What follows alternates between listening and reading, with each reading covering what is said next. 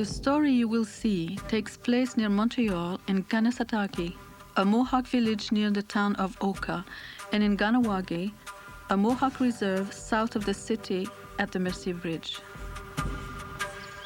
70 kilometers west of Montreal, the municipality of Oka has approved a luxury housing development and the expansion of a private 9-hole golf course to 18 holes into the Pines, which is part of the Mohawk Nation's land. In the early morning of March 10, 1990, the people of Kanehsatake began a protest on a dirt road leading to the golf course. They were given until Monday, July 9, by the mayor of Oka to obey a court injunction granted to his municipality before calling for police action. Are you ready now to abandon the project? No. Is that clear? In the early 1930s, some people in Oka began playing golf on the commons. The Mohawks complained that their cattle were being chased away with golf sticks and that there was nothing for the animals to eat. In 1947, the municipality expropriated the commons. Even the Mohawks' burial ground became the property of Oka. By 1961, after many trees were cut, the private golf course was completed.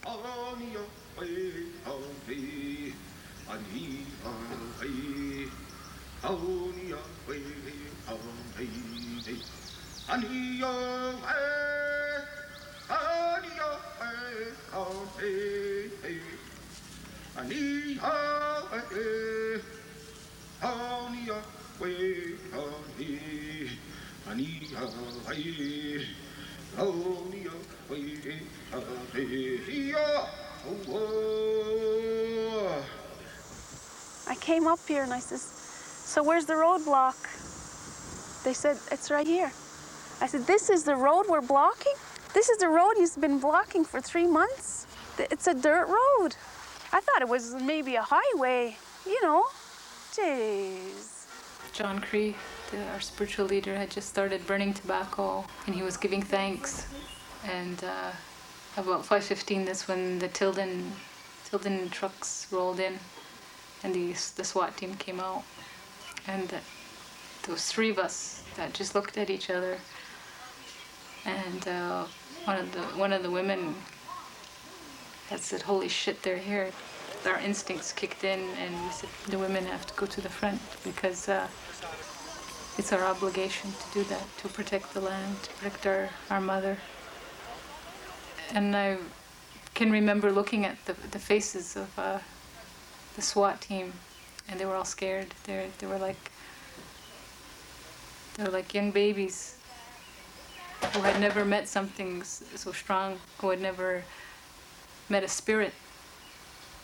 Because we were fighting something without a spirit. There was no thought to it. They were like robots. Now, when they kept advancing, we asked for a chainsaw. We notched the first notch, and we started the second notch here. The wind picked up and made the upper part of the tree sound like it was falling, a cracking sound like the tree's coming down. They started, and they started screaming and taking off, and they started tripping and everything else, running back to the road. But as they were running, they tear gassed us and percussion bombed us.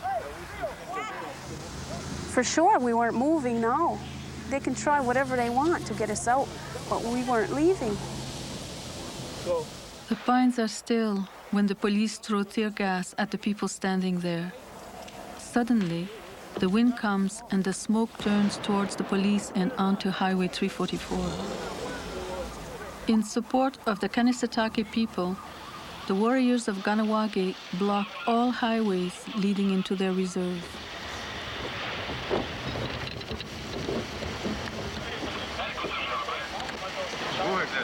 By 7 a.m., they close the Mercier Bridge, which handles over 65,000 vehicles a day. Get down, everybody get down. So they start running. I says, hit the ground, you gotta lay down, because they're shots, huh? I didn't know where they were firing.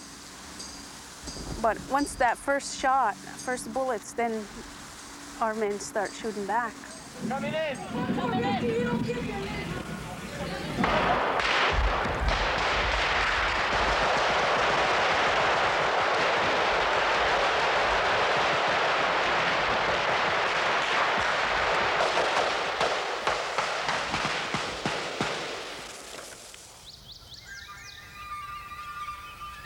The people in the pines are very sad when they hear that Corporal LeMay has been shot and died, and they know that they will be blamed no matter where the bullet came from. After LeMay was hit, they come in with an ambulance, remove Corporal LeMay, and they all retreated immediately. I believe when the firing started was when they started jumping them shrubs. And any hitting of a tree, any hitting of a shrub or falling would fire it. It could have been by accident on their part. Whoever had the car keys must have took off. And he left the men, their own men. They couldn't run away. I mean, they couldn't drive away. They couldn't drive away because it was all locked. The warriors react immediately. They use a front-end loader abandoned by the Sûreté du Québec to make several barricades, this time on the main highway, the 344.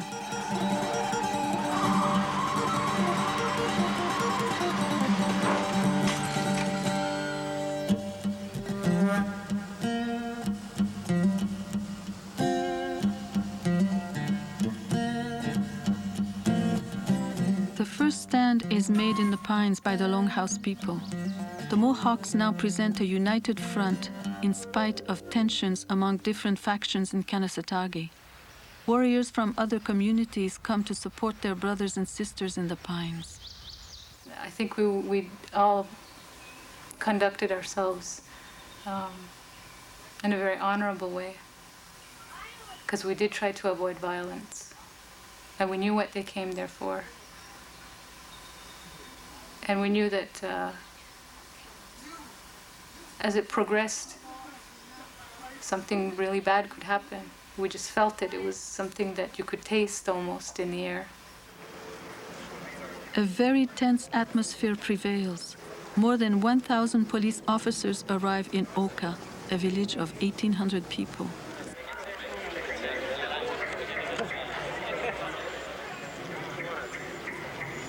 Heavily armed police set up roadblocks about 5 kilometers outside the village. I had already had enough trouble this morning. As soon as they found out I was a Mohawk, they told me, no Mohawks today, out. Qu'est-ce que je fasse? Qu'est-ce que tu charries ça? Ah oui, mais mets-toi à ma place, sacrément. Si tu veux que j'aille lever ça tout seul, tabarnak. All non-residents and all First Nation residents of Oka are turned back. The way they treat the media reminds me in some ways more of a police state than a democracy.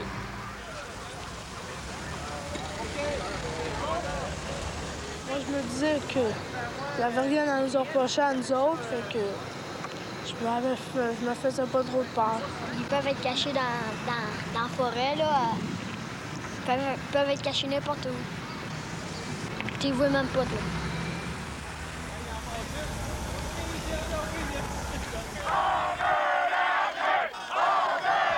Residents of Chateauguay are furious because the Mercier Bridge is still blocked. The crowd vents its anger on the effigy of a Mohawk warrior, yelling, "Savages!"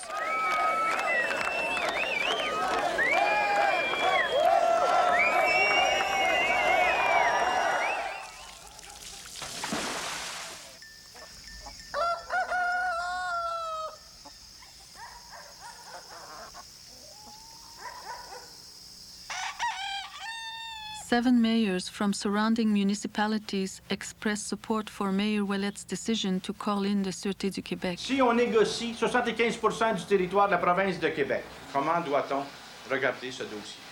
Il faut regarder la tête claire, il faut le regarder de façon à ne pas provoquer les choses, mais ce sont les questions que l'on se pose. Est-ce que vous accepteriez qu'on négocie votre terrain? Est-ce que vous accepteriez qu'on négocie 75% de la province de Québec? Mr. John Chiachia, Minister of Indian Affairs for the Quebec government, comes to Kanehsatake for the 4th time in an attempt to negotiate with the Mohawk people. In his letter of July 9 to Mayor Ouellette, he wrote, "This people has seen its land disappear without any consultation or compensation, which I consider unfair and unjust, and all for a golf course. Once again, I request that you postpone the golf course project indefinitely. Et M. Chacha, son chef de cabinet me l'a affirmé, voulait venir ici.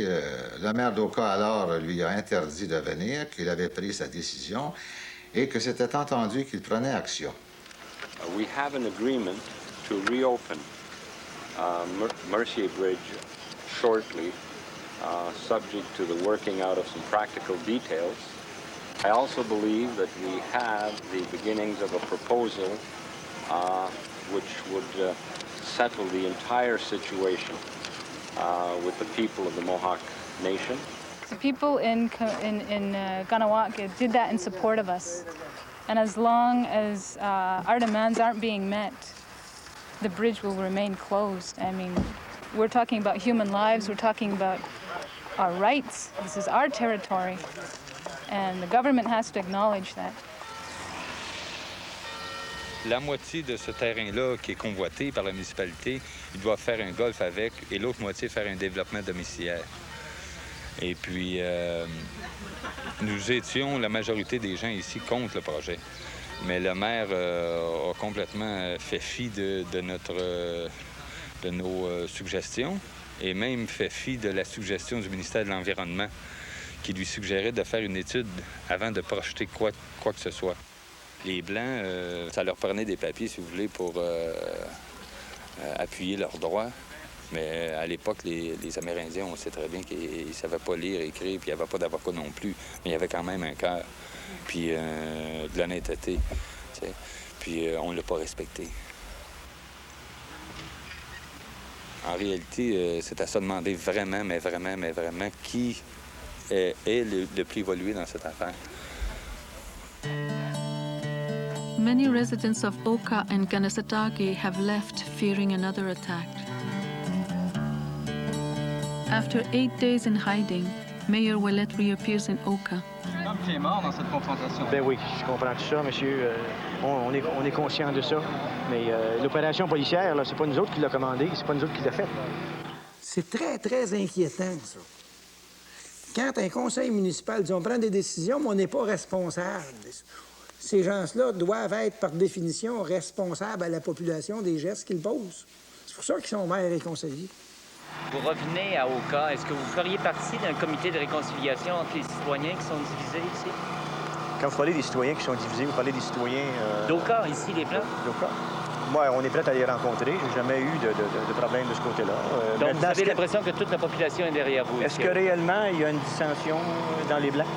I'm angry at the mayor because he started the whole mess. Ben oui, je suis pour le gars. Comme ton gars chez vous, on a ce chien sale dehors. Il est avec moi. Hey, Martin, il est avec moi. Si, par exemple, les gouvernements n'avaient pas reculé devant la responsabilité, ils auraient pu prévenir ces choses-là. Si le maire avait écouté Tchatcha hier, ça ne serait pas arrivé, ça. Mais il faut quand même respecter la loi. Eux autres, le terrain, les Indiens, OK? C'est eux autres! Tabarnak! They know very well what they are fighting for. And it's probably worth much than just 9 holes in the ground. A peace camp is established in Oka. On this first weekend, more than 2,500 people come from across the continent to show their support for the Mohawk Nation. For over 100 years, they have tried to look after us, but they have failed miserably. It is us who can determine what is best for us. We will determine our own future. The greatest threat to unity and democracy in this country is not the Aboriginal people, nor the Quebec, but rather the lack of leadership of the Government of Canada. You should wake up and learn that history can teach you many things, but you've got to listen. This is an opportunity for Canada to express whether it can live up to its almighty mandate for human rights that is so well known for throughout the world. Why is it that we live in a country where the police never come to the aid of the Aboriginal people. And yet we see them across this country being utilized by provincial governments to suppress the rights of the Aboriginal people of this country.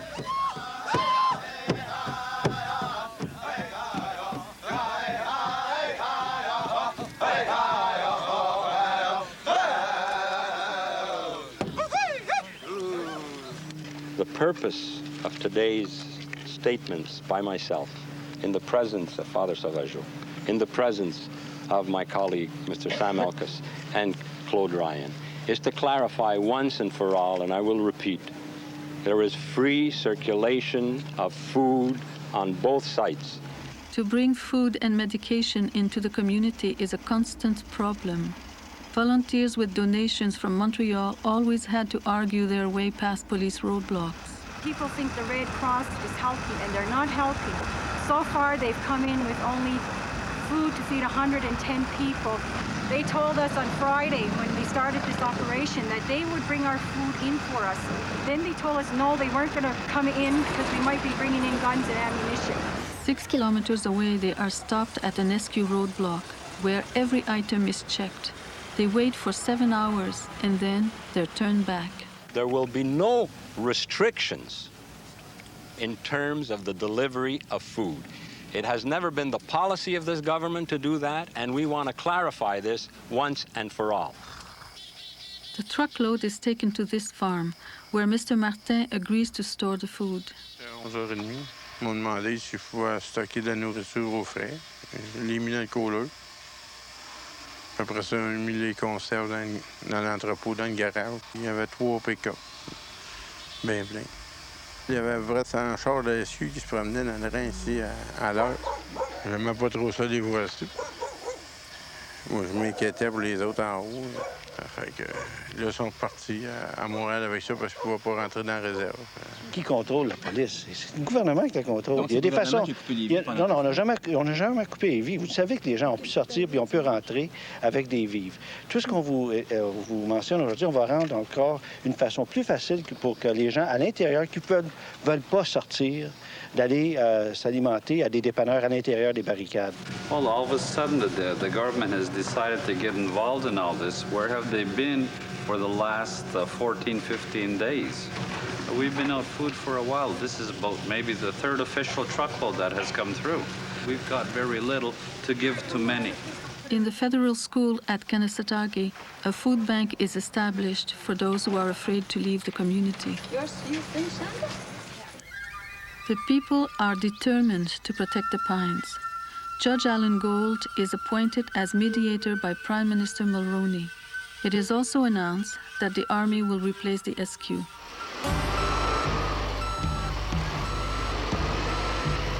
The warriors reinforce their barricades.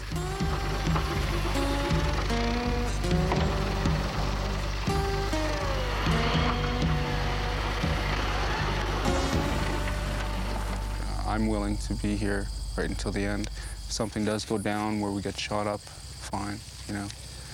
But as far as being afraid, I mean, I think fear is a very big part of what keeps people alive, and hopefully I'll come out of this alive. A group of Oka residents demonstrates against the Mohawks, while in Chateauguay, people march in support. Across the country, Aboriginal people blockade roads and railway tracks in solidarity with Kanehsatake. After 4 days of intense negotiations, Judge Alan Gold succeeds in bringing everyone together. There is a feeling of hope and reverence as John Cree leads Mohawk negotiators and representatives of both governments across the original barricade.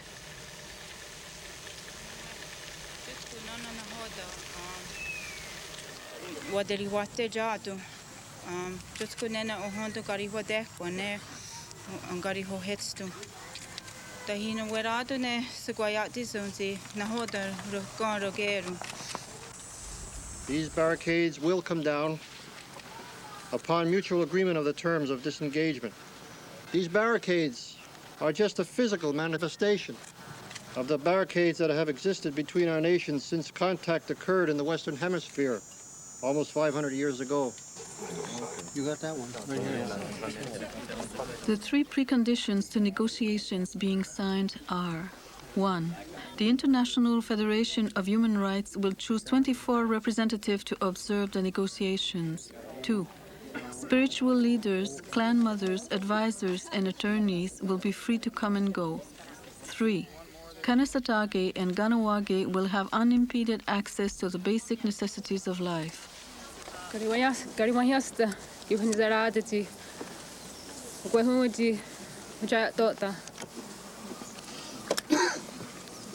I am proud to say that I am a Mohawk within the Mohawk Nation of the Six Nations Iroquois Confederacy. When we started this blockade, something had to come out of it that would progress our cause and unite our people. This agreement is something that our nation has been searching for many years. Recognition of who we are as a people, not just as Mohawk people, but as the first people of this continent. The struggle is not over. As we say in Mohawk, Skana, which means peace.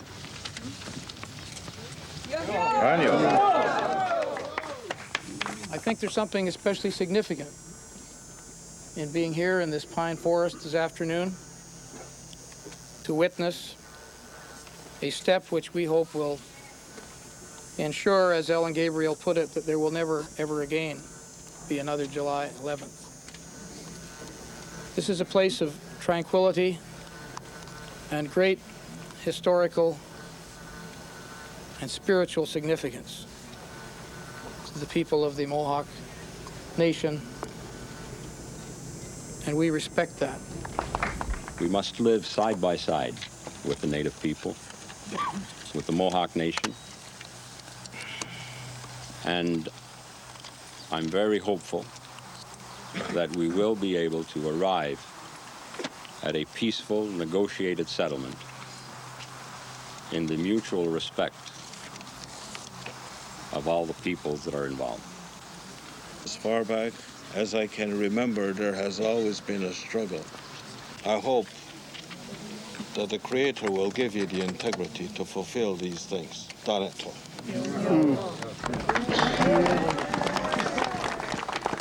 My great-grandfather, my grandfather, and my father have been fighting over this, and I never thought I'm going to see it myself to come up like this.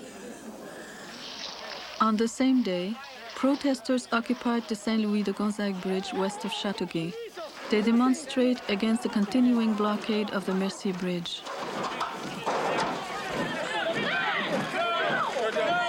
In Chateauguay, the rioting escalates. Anti-Mohawk protesters take over a semi-trailer delivering vegetables.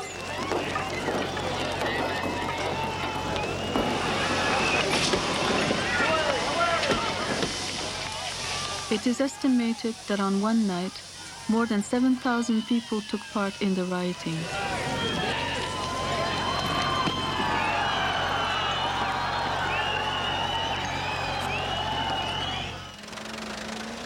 Three days after the signing, the army makes its move.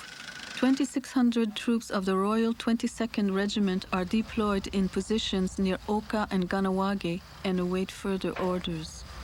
I, myself, am a traditional Native. And I follow our Constitution, which was given to us by the Creator. And in there it states that Runiskaregete, in our language, Runiskaregete. As close as I can bring it that to mean in English would be the men. it's our responsibility to protect the people within. There is a place in our Constitution, and when our services are needed, our help is needed, we have to go. Despite the presence of the army, talks begin between Mohawk negotiators and provincial and federal representatives at the Trappist monastery in Oka. The Mohawk people have always had good relations with the Trappists, and this place is considered to be a neutral zone.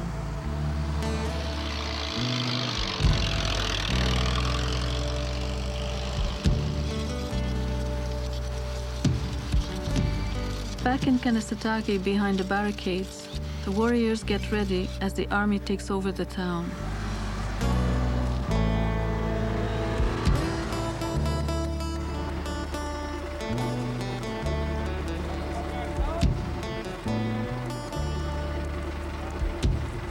At the bottom of the hill, General Leroy meets with 3 warriors flown in from Ganawagi, 2 warriors from Kanehsatake, and 3 from Akwesasne. They are given an ultimatum. They have 3 days to open the Mercier Bridge before the army moves in. After the meeting, the 3 warriors are flown back to Ganawagi by army helicopter.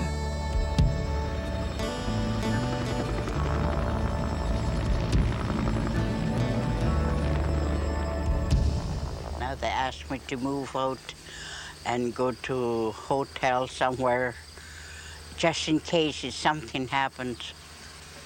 What's the use to run away? If God's willing to die here, I'll die here.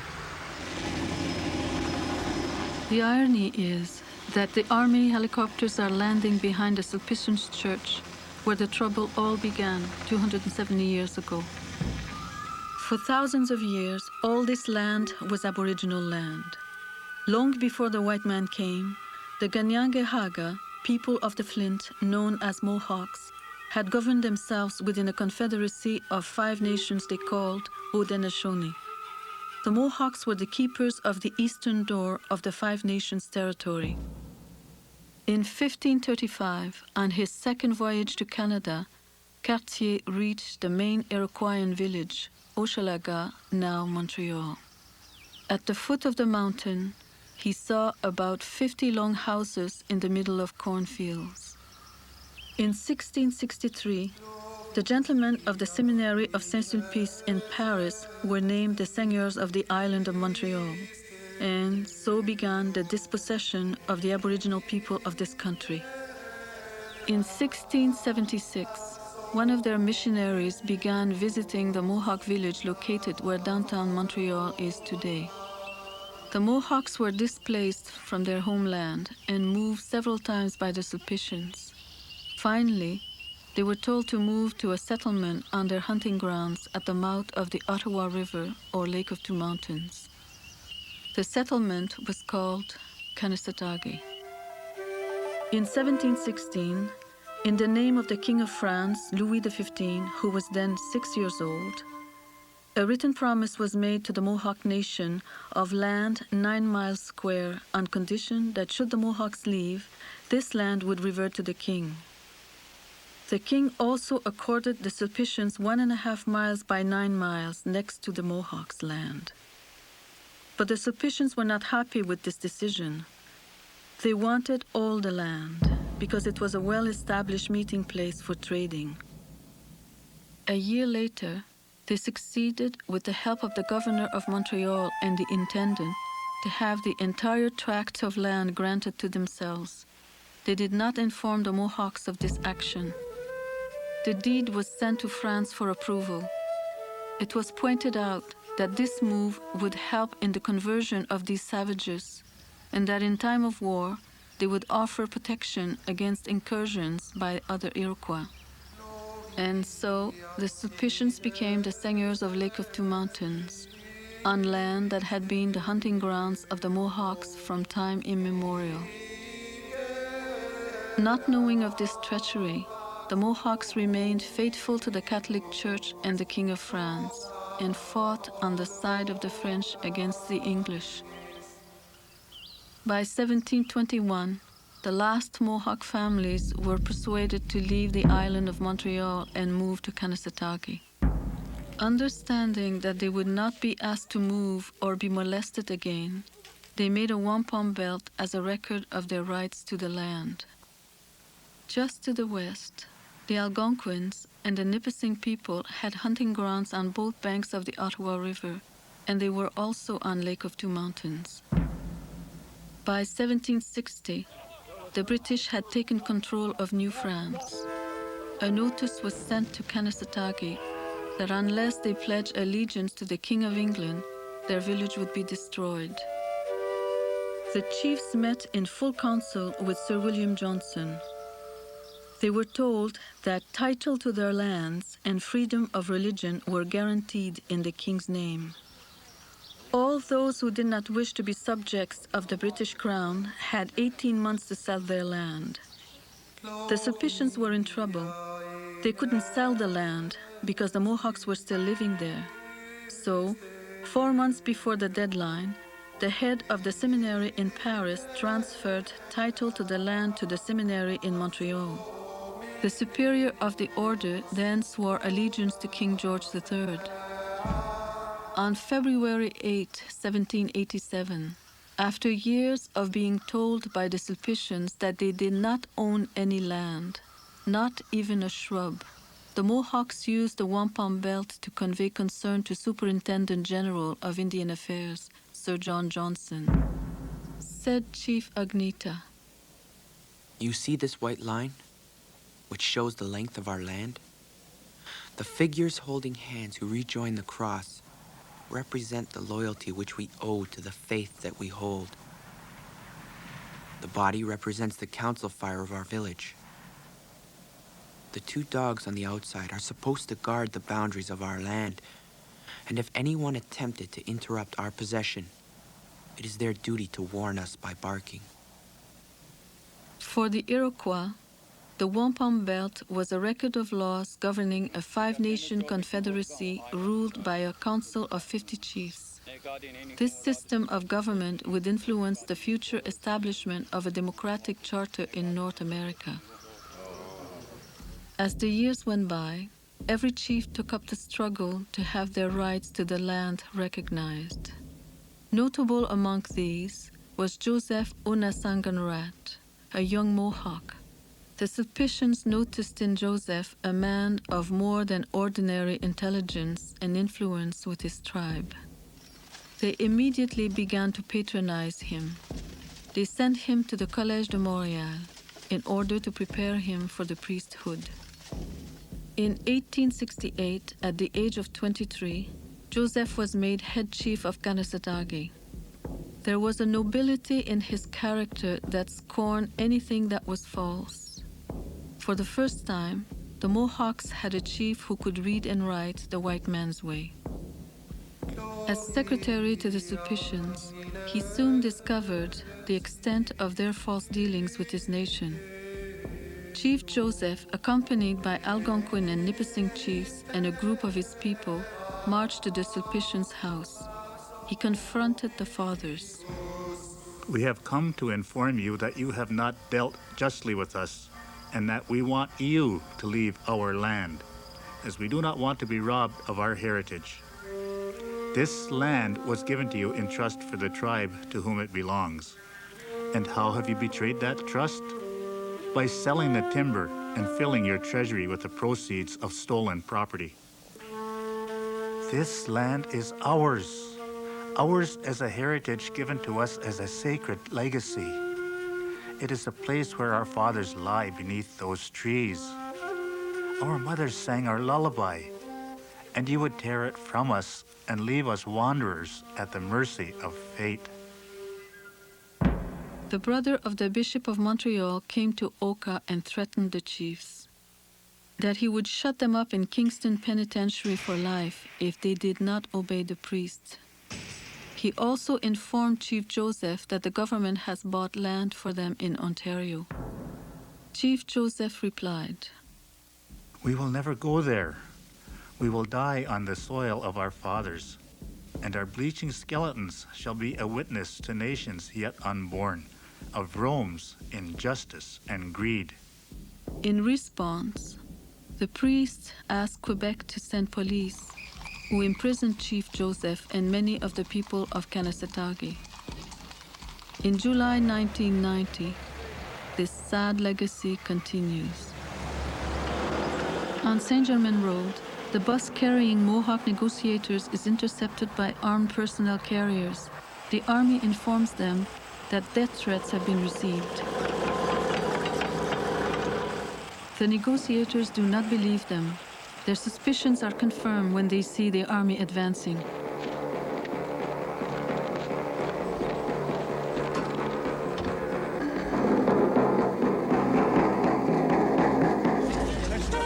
It's such a beautiful day, you know. You wonder where the honor has gone, huh? Does your Canadian politicians have any?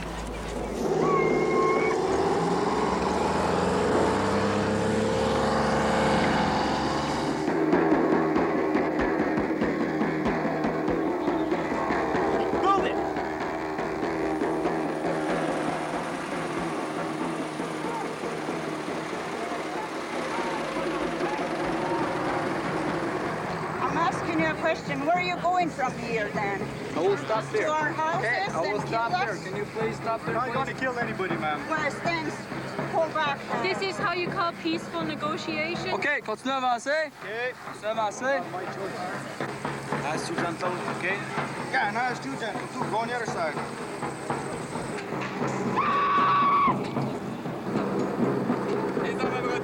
Let's go.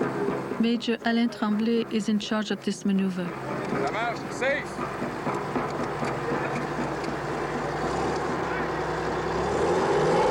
Why aren't our liaisons contacted about every move that's being made? Because that was one of the agreements. This is seen as an offensive action. There are tanks up there on those hills.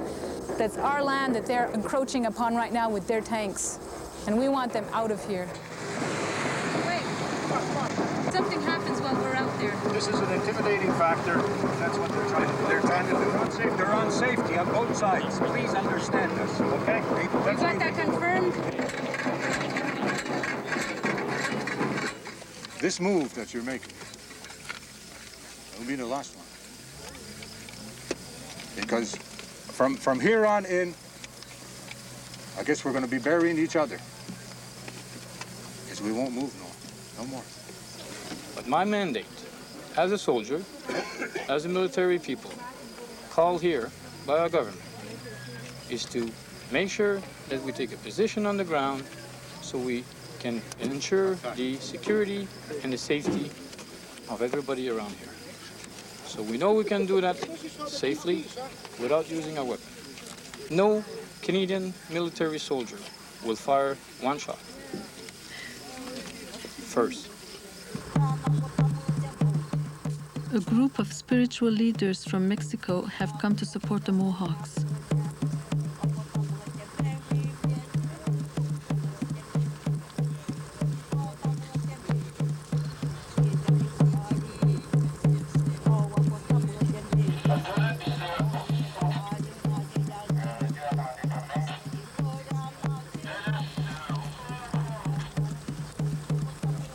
One of these religious leaders told these people the truth, as they were stealing land, killing people, breaking agreements. Their religious leaders with them every Sunday, baptizing them, communion, confirmation, all their sacraments. At the Trappist monastery, negotiations are in danger of breaking down. You're ready to go back to the table even if the army doesn't pull back from that checkpoint? We're going to go back to the table and we're going to do what we have to do to come to a peaceful resolve. We're not going to be the ones that's going to walk away from the table. We're not going to be the ones that's going to pull the trigger. It seems that the government wants these talks to fail so that they can have a legitimate excuse to put the army on the Indian people and kill us. There's every indication that they feel that somehow they've been misled and that we had known all along about these maneuvers. I can say to you that we didn't. The negotiators representing the Canadian and Quebec government pleaded innocent, but then when questioned later, they said, well, we knew that something was going on, this morning, but we weren't too sure what. Somebody had asked me, how far are you willing to go? I said 6 feet under. And I think that's what's going to happen. You're going to see a death feast. You're not going to see land claims. And they're proving it. But that's what they want, huh? Shut up keep the Indian nation down where they had them for so many years. If I go to jail, I'm going to walk through those doors in honor. I'm not going in as a junkie. Nothing to be ashamed of. Yeah. And when I come out, I'll teach my children and my grandchildren to fight. No more compassion. I've had it. I was raised as a pacifist. I was raised that if you don't want to have prejudice on you, don't put it out. And we went through a lot, but this has changed me. I've never been violent. I've never thought to hit out, to strike out. But now don't look at me sideways, because I know I'll never bow down to them, because they just step on your hands. If this is civilized, I'd rather stay on this side of the barricade. Are you gonna let us look in the truck to see if there's food in there? Let them. No, I have to wait for my boss. Let them transmit the food. Vingt qu'à garder à l'intérieur sans de nourriture. Oui. It's good, you can Top meal, beds, and things like that. Can I get up there? Oh, yes.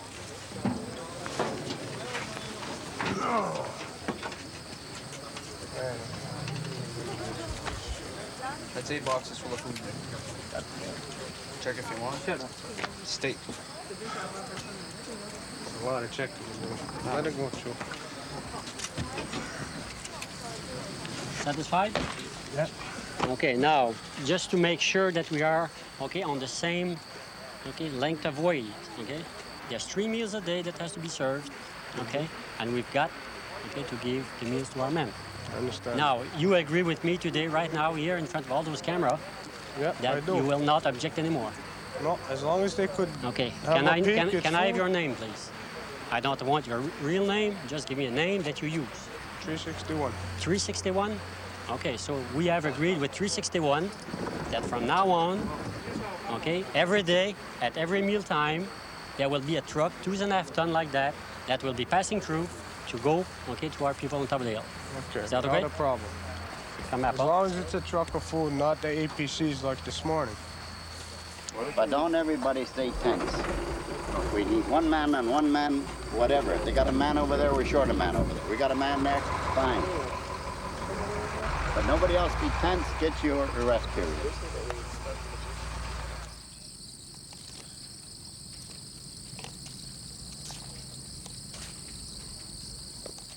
It's like an obstacle course that they've set up. It's harder to go through. Day before yesterday, it wasn't that bad with the army, but now it is. And this is really bad. Mais j'ai l'impression c'est parce que c'est leur façon de nous faire pâtir. Ça me prend 1h30 pour aller au village. D'habitude, ça me prend 2 minutes. Si c'est pas ici qui tarde, c'est l'autre au village. Puis trouvez-vous qu'ils font attendre plus les Mohawks que les autres? Oui? Ben oui. Regarde au village, quand on a sorti, des blancs, ils ont sorti comme à rien. Là, ici, on va attendre plus longtemps. Ils nous laissent passer quand ça y tente.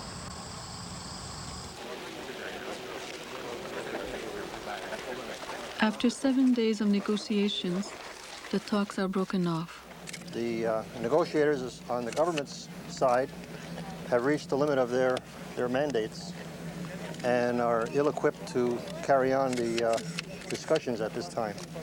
And we are equally at an impasse on the proposition made by the provincial government in relation to the depositing of arms, which they categorically do not wish to do, and they did not come back with a counter-proposal of how to deal with that issue.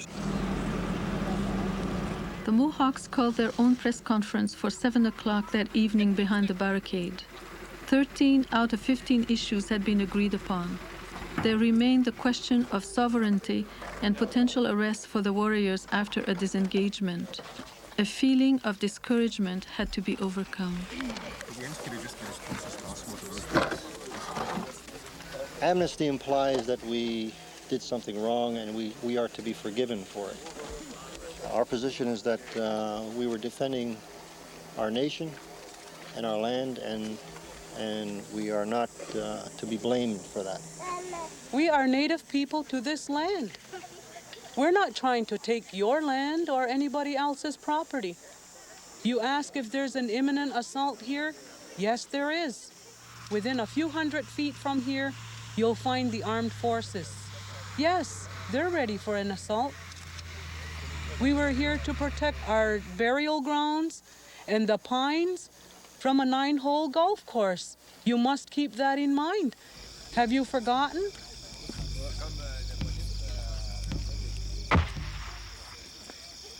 Army flares are frequent. On Saint-Germain Road, the Army sets up a checkpoint. Only a string of razor wire separates the warriors from the military. Is it possible to get out? Yeah, no problem to get out. Okay. No problem to come in, too. Problem to come in. What problem? Who's going to feed the animal? Why? What? Why? Because it's an orders. By whom?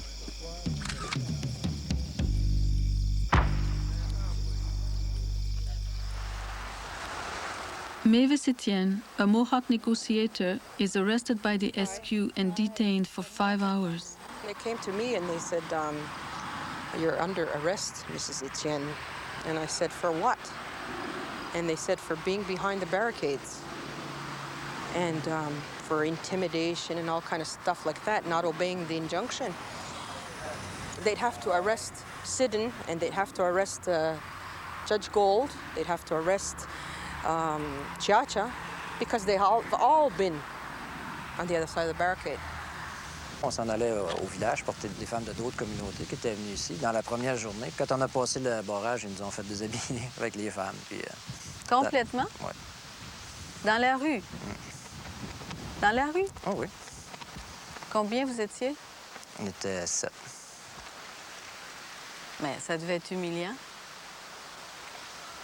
C'était comme ça. Just when I told him I'm entitled to a phone call to my lawyer, the officer sitting in the passenger seat laughed, turned around, and he punched me in the face. Which gun did you have when you killed me? I'm there, what do you mean? I didn't kill nobody. Then just because I said that, another slap or a kick in the testicles. J'ai été pris comme un Indien et on voulait m'exterminer. Il y en a un qui vient près de moi, puis avec une mitrailleuse, puis il me dit ça crache 30 balles seconde. La balle est dans le canon, puis tout le monde on avait toute la balle dans le canon, puis on était prêt à tirer. Aurais-tu aimé ça, recevoir cette décharge de fusil-là dans ton pare-brise? Là, il insiste, je vais te coucher dans le bout, tu gardes le silence. Bon, là, après, mon fils est arrivé, il est rentré dans l'auto. Écoute, excuse-nous, on est nerveux, à soir, il se passe toutes sortes de choses. J'ai dit, je le vois, je constate, là, tu sais. Puis à peu près au même moment, au même instant, l'attelage est parti, le coup est parti, puis la balle a été tirée au sol. Ça m'a éclaté, j'ai reçu ça dans la figure. Puis là, mon fils était à côté de moi, il a reçu de la poule en figure. Yannick, il tremblait. Il s'est excusé de m'avoir fait peur de même. Cet instant-là, je le garde.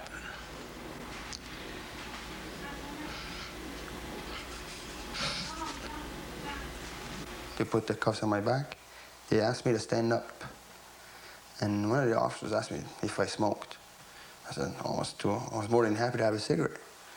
He lights himself a cigarette, blows his smoke in my face. Just when his cigarette just about out, about an inch long, he puts it out on my belly.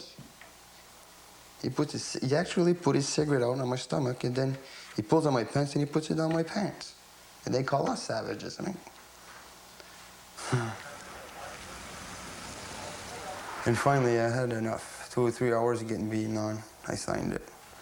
An empty sheet. Yeah. Toughest challenge for any government in the Western world and our world is to defend democracy against people who do not believe in democracy.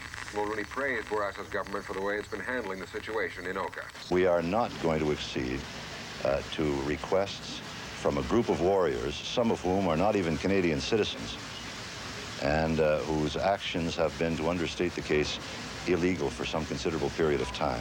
Our troops will confront warriors that have a sizable and effective arsenal. Media coverage of the warriors has shown that they have a large number of modern weapons.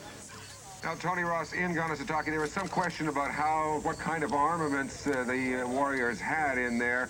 The Army suggested maybe a mortar, maybe some really tough machine guns. What have the Mohawks said about that? The Mohawks won't confirm or deny what they have. I mean, I can tell you the people standing around me here, I guess I can see some kind of rifles. I've seen something that looks like semi-automatic weapons. I'm not a weapons expert, but mostly rifles and shotguns around here now. But nobody will confirm or deny some of the heavy armaments that the Army's talking about. The Mohawks here are saying maybe the Army's saying they've got all this equipment to justify some sort of show of greater force. Maybe this is the decade that roadblocks are going to be throughout Canada because people are fed up, and the only thing that the governments understand is right here. Fish is dying, the air is dying, the plants are dying, the animals are dying. We're not too far behind them as the Mohawk Nation.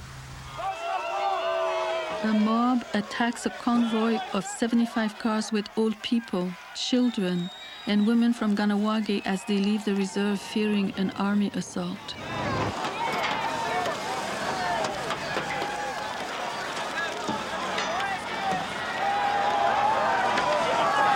One passenger, an elderly man, later suffered a heart attack and died.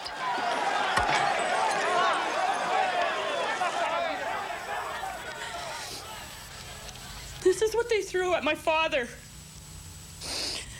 This is what hit him in the chest. Her 77-year-old father was badly injured. And I'm going to remember those faces. A number of houses in the area are vandalized by various people. In one case, 2 warriors are suspected.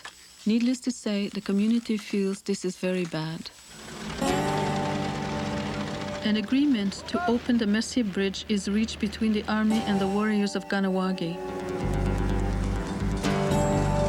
The barricades are dismantled. The people of Kanehsatake are shocked when they hear the news. They feel abandoned. We have tanks now at our heads. Army helicopters going by have machine guns. We have 1,000 SQ officers waiting to come in. But we will not surrender. We've done nothing wrong. We're not criminals. They've tried to intimidate us and break our spirit, create division amongst our people. Once that bridge was open, it's fairly evident they could do what they like now. And they're doing it. And this is what they call peaceful resolution.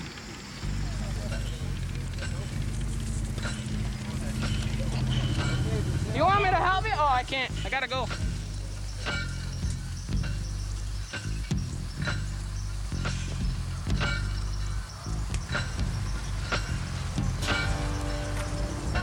The warriors move out of their bunkers as the army invades the pines.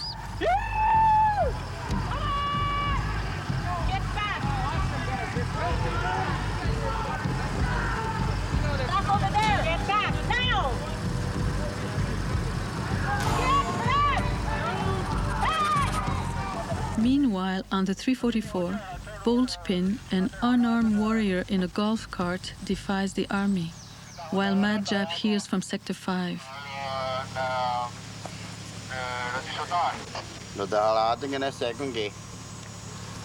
I'll leave your piece behind, please. I'm unarmed. You don't have to be armed. Want me to hold?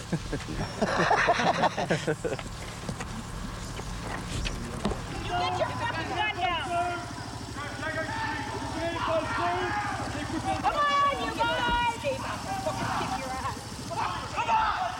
Come on! Like I told you, my mission is to open the road, so everything was blocking the road here. I've ordered to push it with the dozer you saw behind me. I see. So that's basically the sand pile you have over here, and the 3 police car, former police car, should say. Come on! Shoot! Shoot, you fucker! Get back! Come on! Get back down! You see, we have complications in the far sector off of the golf course right now. Your troops are advancing very heavily over there right now and advancing on them, and they don't want to delay a bit. And as we mentioned, that we are waiting for a call, and them troops are still advancing. Could you hold them troops and stop them? I'll check that with my boss. Let's go! Come on! Come on! Come on! I will go over there and talk to that company commander. Evidently, you have a field phone to contact him, and I will go over there personally.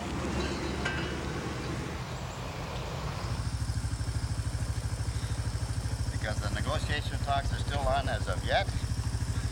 Just hold your position right now. They're going to hold theirs. When it gets dark, they want to come out just basically to the clearing here, and they will not advance any further than that. They're not weak, man. These are strong suckers.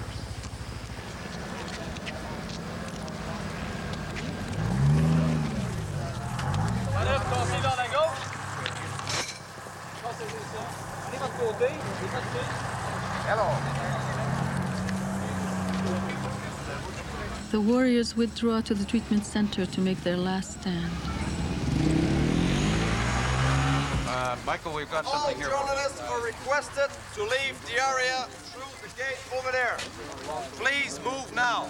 The Army has the media separated. Some of us are on one side of their newest barricade, and 50 feet away I see my fellow reporter Tony Ross on his side of the barricade. And what I think they're doing, and I'm only guessing at this point, there's just a helicopter. What remains is what they are going to do with the warriors who are in the treatment center. Why don't we just do it direct? I mean, is this a rehearsal?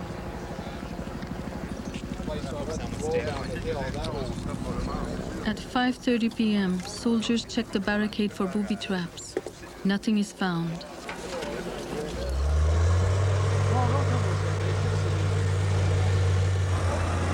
As the barricades come down, orders are given to watch out for runaway warriors.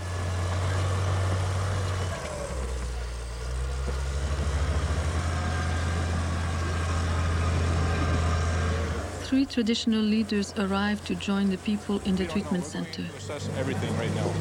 Is there any way for a negotiated settlement now, or? I believe there is. There always has been.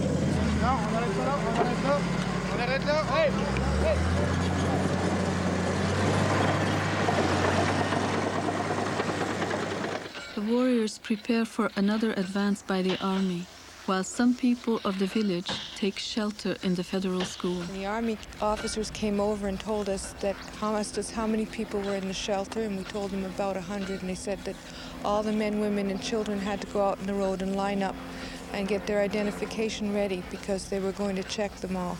And they said after they checked everybody's identification, the women and children only could go home.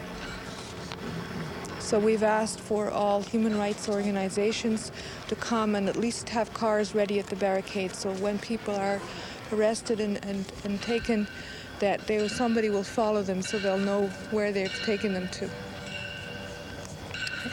I'm sorry.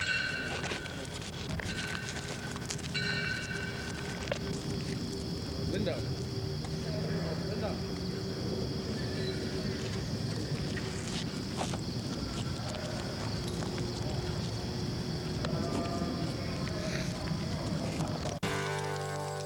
That night, some of the journalists sleep out on Highway 344 in front of the treatment center.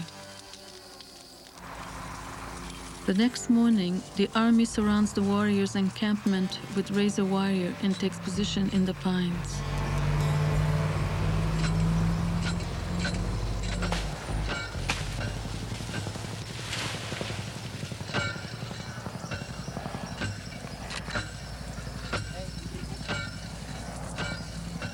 The warriors put up a large curtain to block the view of the soldiers. This maneuver proved to be very annoying to the army.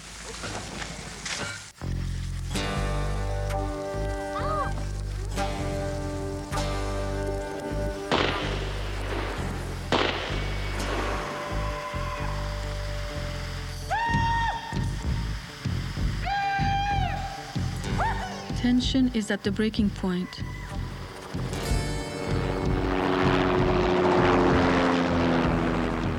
nightfall, the army harasses the warriors with searchlights. Shadows on the wall. Is this the end?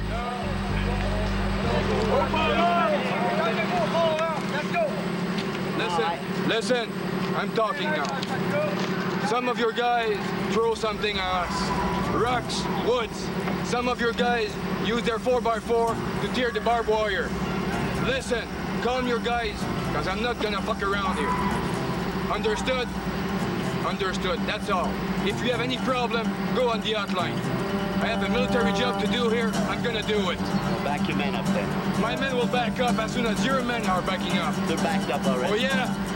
Prove it to me. They started out trying to hit the fence with rocks. They're all at the church on this side here with big bayonets. And they said that rocks and wood was thrown back at them. They took their bayonets trying to cut this screen down because they can't see. That's the only reason that they're doing this is because they cannot see. Get that light off me a minute. Get that fucking light off me.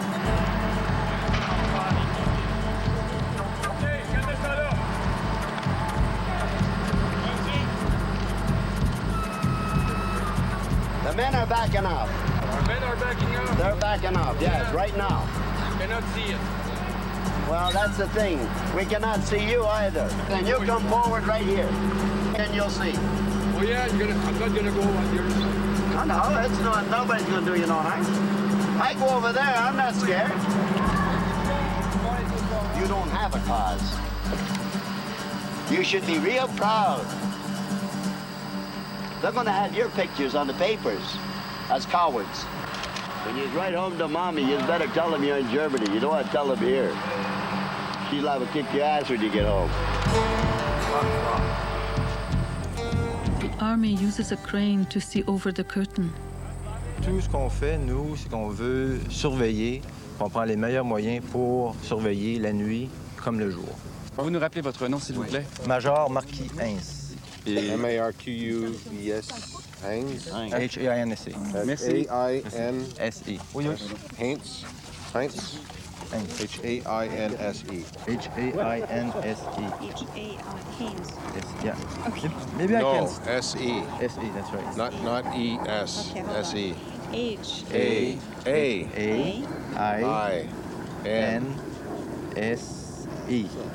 Exactly.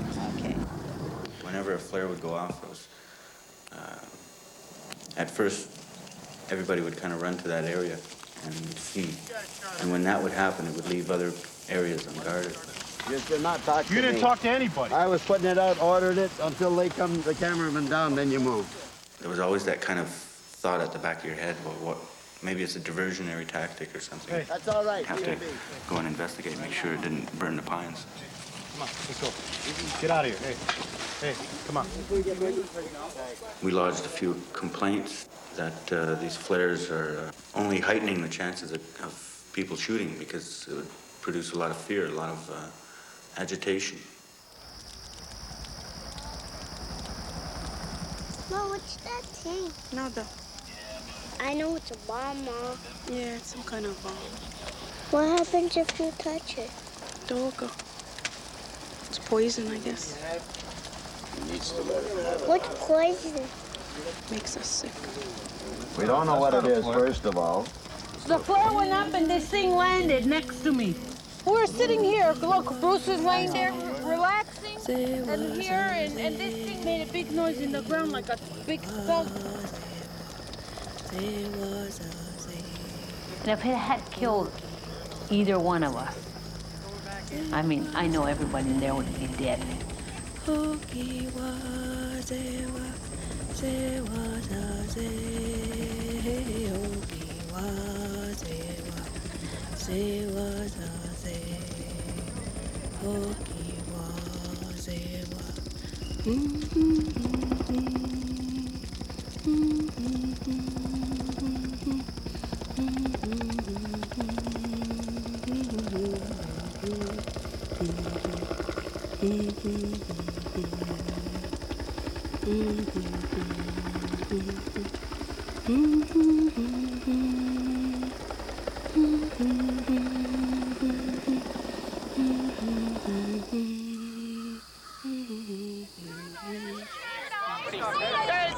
free country, buddy.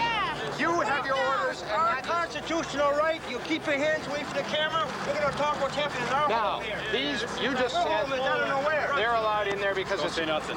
In Ganawagi, the army raids the Longhouse, even though it had promised to stay out of the reserve once the Mercier Bridge was opened.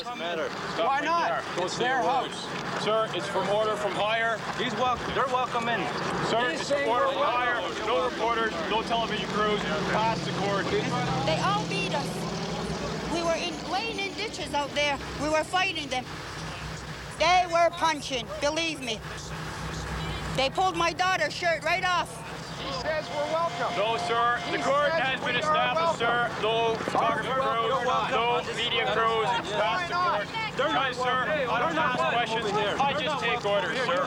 The 6 guys jumped me when I tried to stop them from going in the Longhouse. They smashed my face with a butt in the back of the head, on my eye, back of my neck, my hand, it's all cut up.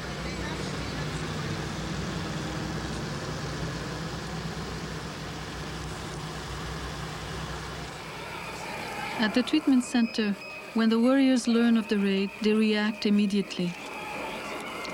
Lasagna is from Ganawagi, and he is having a hard time controlling himself.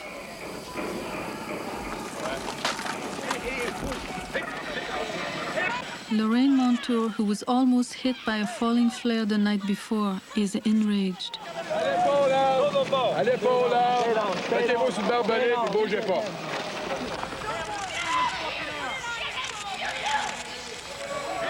You gotta go home and live with yourself.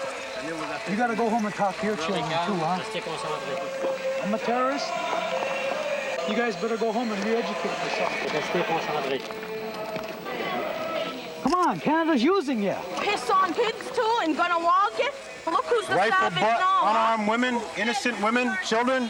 Is that what you do? Making kids screaming and crying? Governments have. That's not 5 government. Your kids are gonna pay for this, man. Let me tell you. Why don't you fucking try me, huh? Hanyo, hey, get out now. Hanyo. Ha. Hanyo. All right, guys, we're gonna fall back. Come on, guys. Let us resolve these things, okay? The youngest of the Mohawk warriors, Adoa, is calmed by Bob Antone, a traditional chief. It's real fucking nice, huh? Come on. That's real fucking nice. Come on. You got nothing else? Why? Garunta negi. Garunta. Not garundota. Hey, gonna wahta negi. Wahta negi. Lorraine Thompson takes the time to pass on the stories and the language to the children. Tina horta. Wagegas. Tina horta.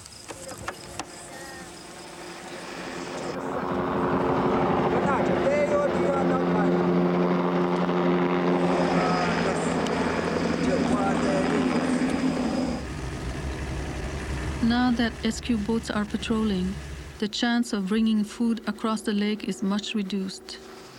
There's no big rush. No way. No, there's no. You're not going anywhere?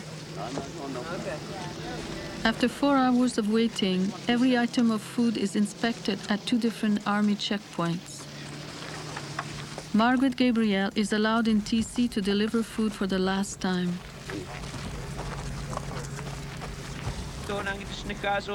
Jesus Christ. Amen. Let's walk in, Greg. Go ahead. Let's walk in.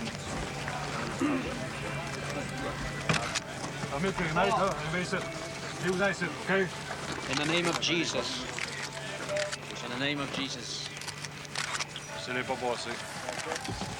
don't believe this. I absolutely. So we're ministers of the gospel. We're concerned about people. Please, there's nothing to gain, and those soldiers will not There's something allow to you gain. There's in. souls to be gained. There's people to be gained. The sun is going down. The warriors' silence speaks of death. Some of them have made their wills. Another night in TC. It is 4 a.m. Alone in his bunker, after days of guard duty and no sleep, Spudrange dozes off. He is jumped by an army patrol and severely beaten. When I first saw Spud Wrench, I had a terrific anger that welled up inside of me. He was beaten beyond almost all recognition. His head was about 1.5 times the size of an ordinary head. One eye was fully closed. He had lacerations all over his head. My initial impression was anger. How could they do this to a person? I start yelling and they start beating with something on the head. About 25 times, there was 3 guys holding me down.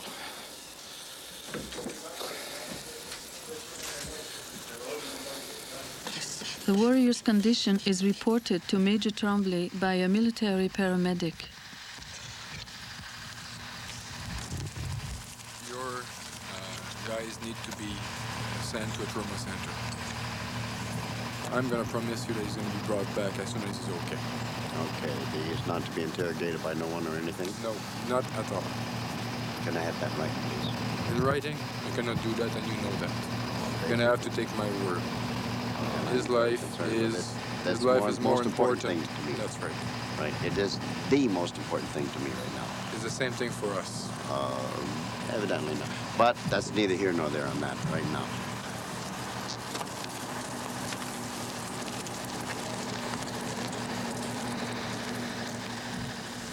Please.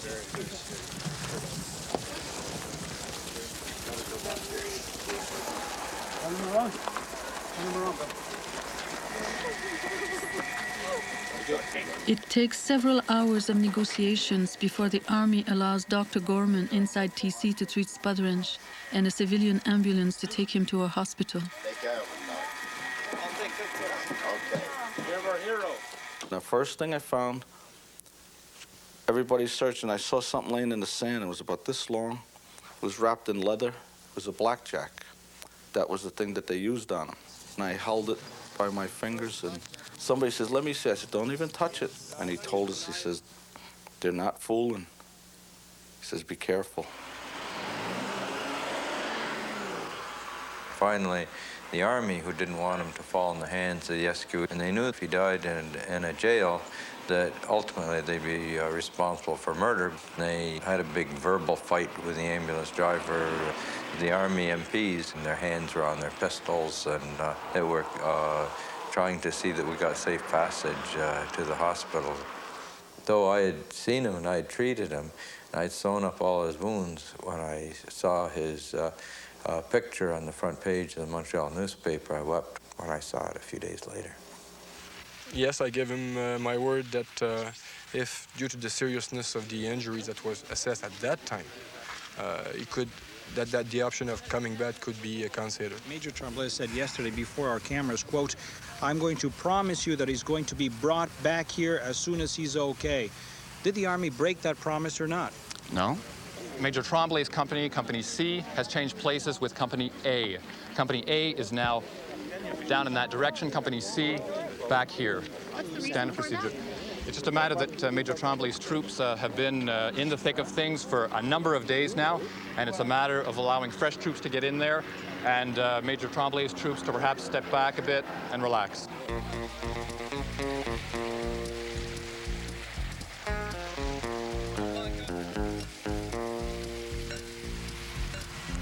But just the idea of putting razor wire in the water, come on guys, get real. I don't think they've really clued into the idea that we're not going anywhere. It's probably a concept that they just can't understand.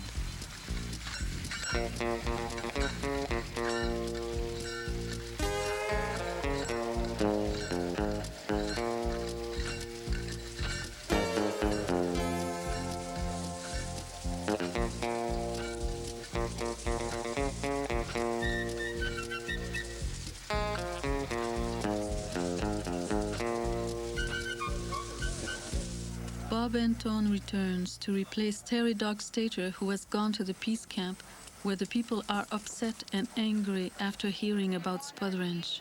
We're all here in solidarity. It's a war zone. Came here for peace. Stop and harass them. I'd rather die than have those people die. You're not. They've took one, and how many more are they going to take? Already, they have Farquharasnes surrounded. They got Oka surrounded. What other reservations are they going to surround? They try to beat up women and children in Kanehsatake. Hey, they pushed us far enough. All I'm asking is don't let your anger guide you. That's what those men have been fighting for days. If they could talk to you, they'd tell you to wait and plan this out properly. I talked to my brother, and he said he didn't think he was coming out alive. That's what we got to do, go home and take care of their kids.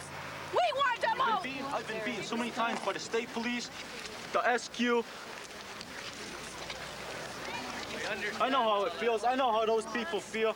Not afraid to die. I'm not afraid to die. live. I'm not afraid to spend the rest of my life in prison. You're talking about the lives of a lot of people who've been patient for a long time.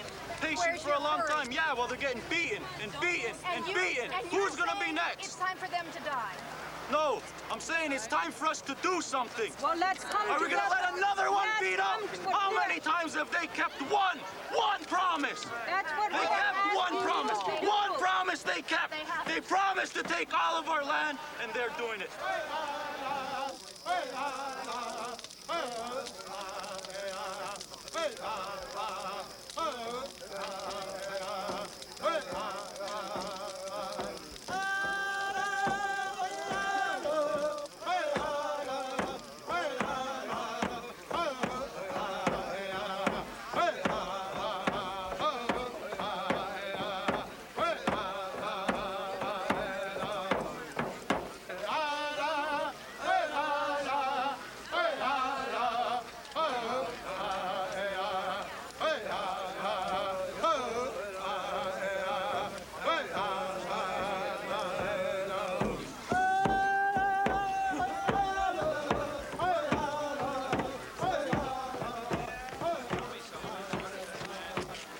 Myself and Robert Galbraith, when we heard there was no TV cameras here and that people were concerned that a massacre might happen because it wouldn't be televised, we took a small video camera, this one, and we put it in a box and we crawled through the forest.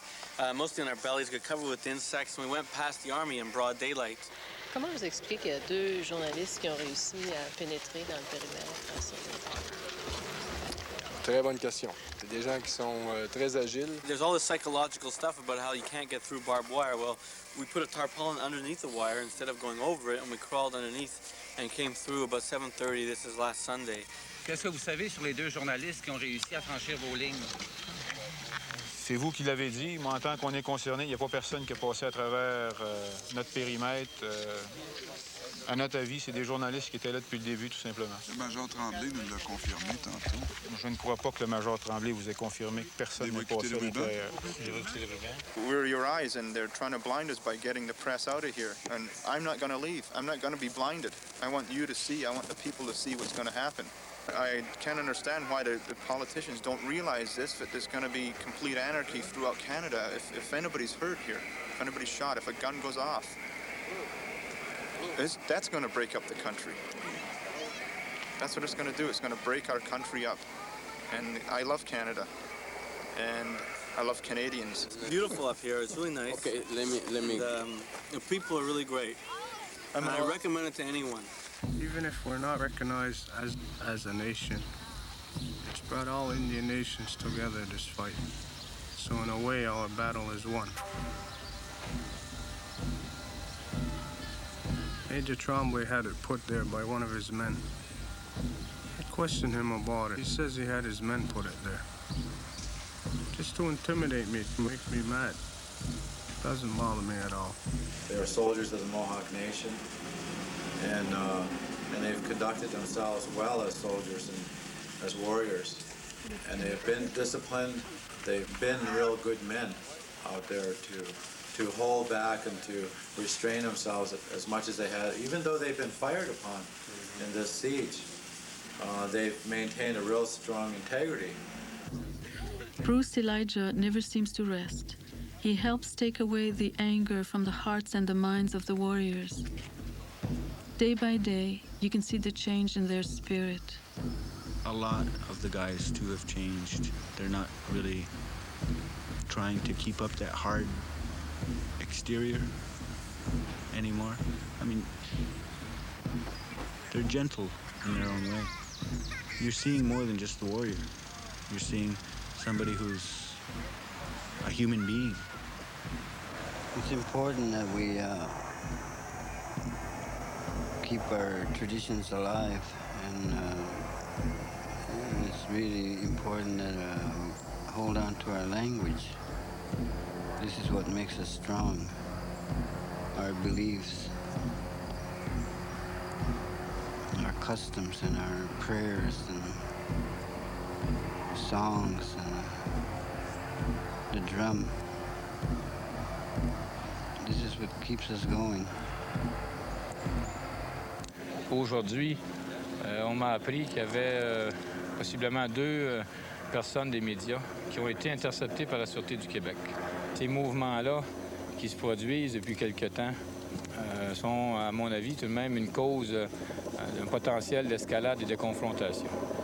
Donc, les échanges de fournitures à l'intérieur du périmètre devront être discontinués.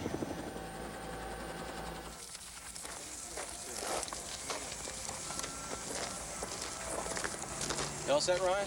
Yes, front desk, please. Yeah. Renato will lift me up. Sure, hang on, guys. Yep, take care. Free at last, free at last. Free. Hey, y'all take care. Hey, good night. Watch yourself. See you, Ryan. See you guys. I want coffee. Ryan Remiors, a photographer for Canadian Press, has decided to leave. He is escorted out of TC to be questioned by the SQ at their temporary headquarters in the clubhouse at the golf course. Most of the print journalists have cell phones, so they can file their stories over the phone. The TV and still guys, it's going to be more difficult. But I think at this point, the only reason people are staying is to see what happens at the end and to be there for the final assault or the surrender, or whatever ends up happening.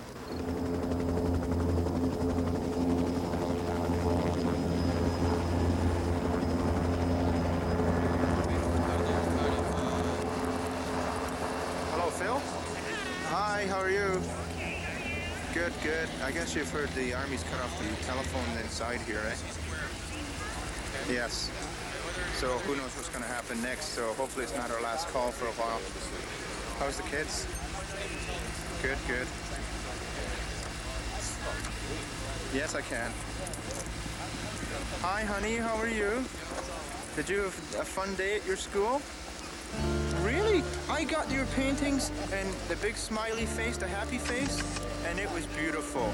And I got it hanging up at my work right now. Yes, I showed all my friends at work, and they thought it was very beautiful. How's my other little girl? How's little Iona? Is she being a good girl? Did you feed the fish today? Oh, I'm happy. Well, Daddy, maybe see you soon, okay? I don't know when I'm gonna come home, honey.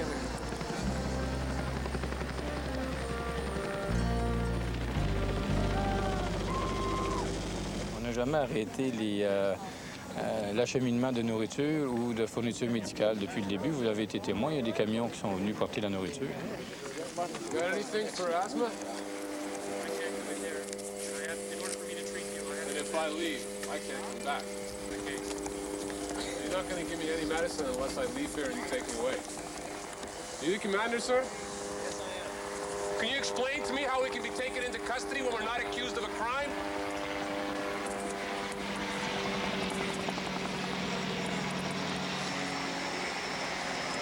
Can you explain it?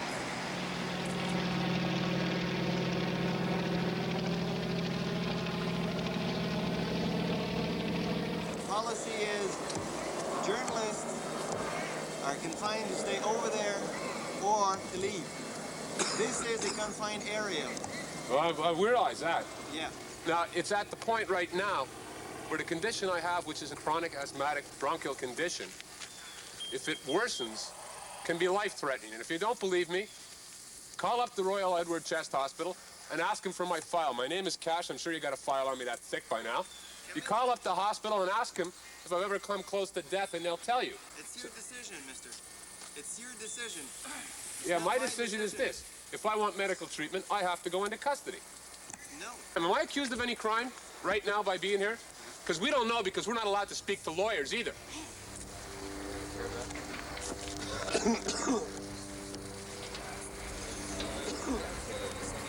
Excuse me. Do we have the doctor's name? Excuse me, sir. Is it possible to have the name of the doctor I was speaking with? No. I mean, is there any law in operation here? I haven't seen it. The hotline says they're not authorized to deal with journalists. Not that either. What the fuck is going on? So we don't fucking exist? 24 hours later, Ted Cash finally receives his medication. A group of Oka residents protest against the peace camp. We come a long ways, clear across from Vancouver. Before that, from South Dakota to here. So we feel that we have a right to go there and pray with our brothers and our sisters. We come very much at peace, and we have a pipe with us. And this pipe is also was a negotiation, a wounded knee. We are the ones that are blend with this earth. Cops just came here a few minutes ago and warned us if we're smuggling in people, they're gonna come and gonna hassle the people at the camp and people who tries to get in. That's not right. They treat us like we're garbage. More and more people are coming to the peace camp, but the SQ turns them back.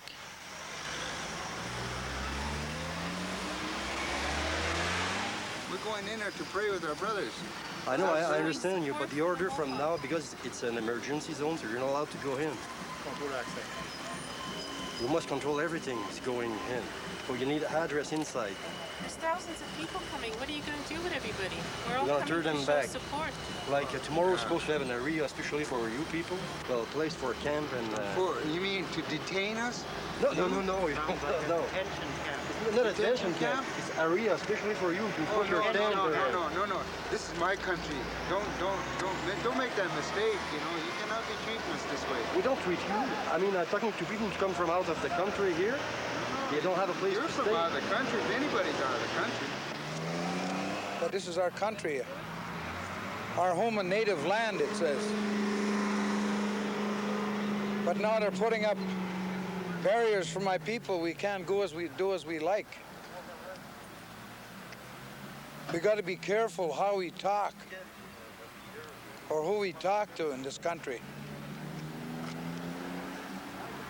Even in regards to our spirituality. I'm guaranteed freedom of movement anywhere within Canada. And they say I can't go in there, be with my people. And that's ridiculous. This is not Russia, this is not Nazi Germany, this is Canada. You allow your leaders of your country to just call people names rather than go and talk with them, and you're never going to resolve anything, and all you're going to cause is death and misery and destruction. Destruction of communities like Oka, destruction of communities like Kanehsatake, and all the rest of them. I mean, I just can't say it enough, how idiotic they're acting on the world stage, whoever we are. What's wrong with talking to one another? If they're going to act like children, then they should watch children a little longer, because right after they get in a fight, 5 minutes later, they're best buddies again.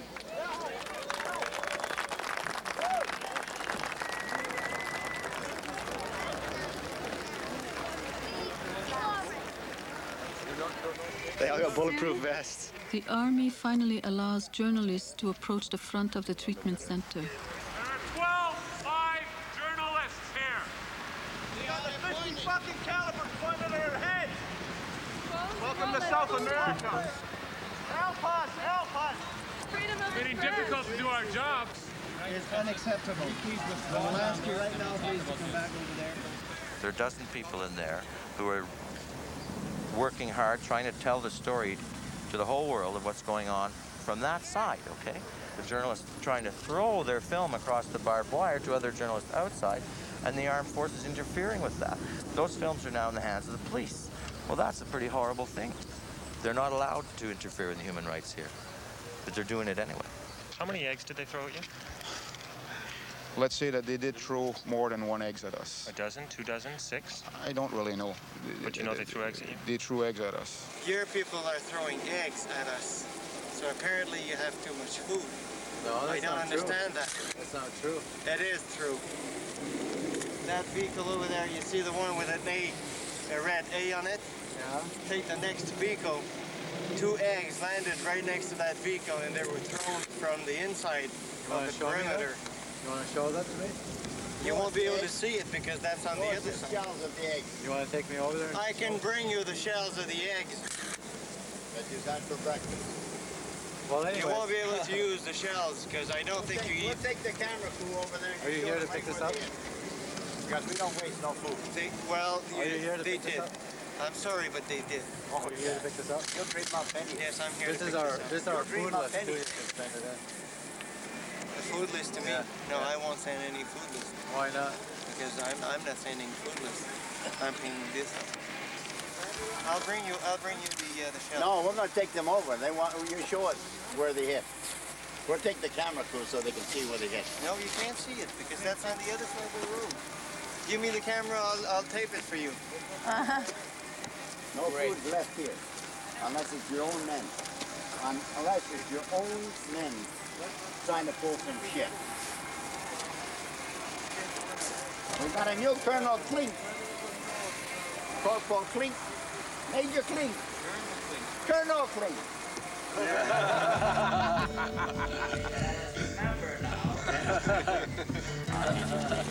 Oh, no bit of it. We also have a bunker picked out for you. Psycho and Kathy are engaged to be married. Your vehicle awaits you to the bunker. Let's go back. Let's go back.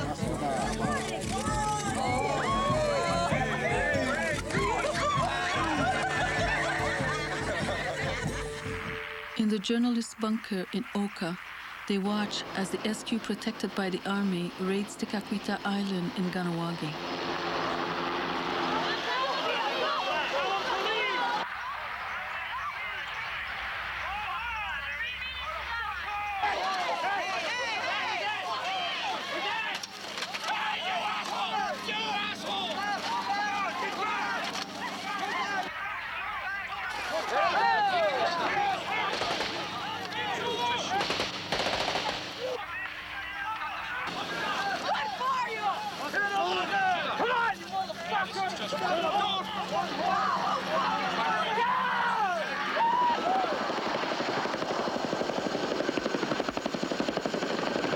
The police say they found firearms there.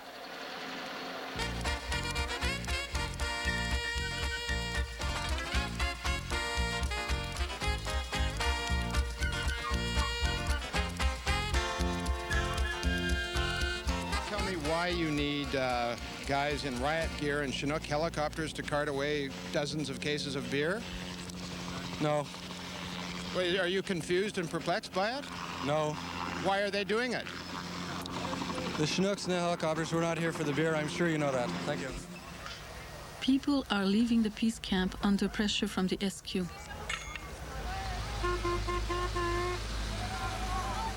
No sooner do their buses leave the camp than they are stopped and everyone is questioned.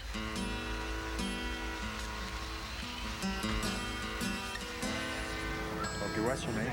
Mabel Maddox Data. What is your date of birth, please? 58? I'll say 1958. And your name? Donc, pas de recours à la force pour les enlever de là? Je pense pas qu'il va avoir besoin d'avoir recours à quelque force que ce soit.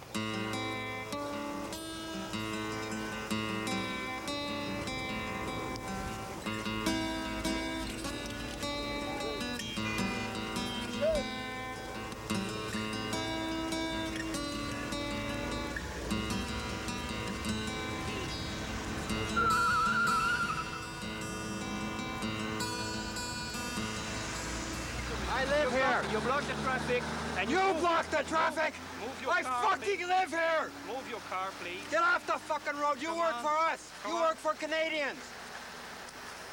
Or do you not? Could you move your car, please? Or do you not? I fucking live here! That's the last time I tell you, move your car. I live here. If you don't move your car, I will be arrested. You are going to arrest me Yes, because I live here? Is my life in danger?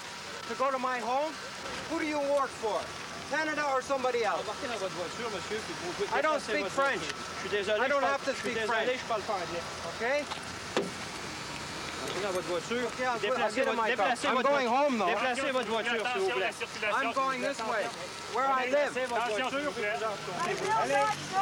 allowed to go anywhere in Canada, anytime.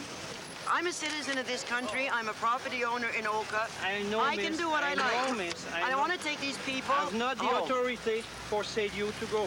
I ask you, wait a moment in your car for the security at all people.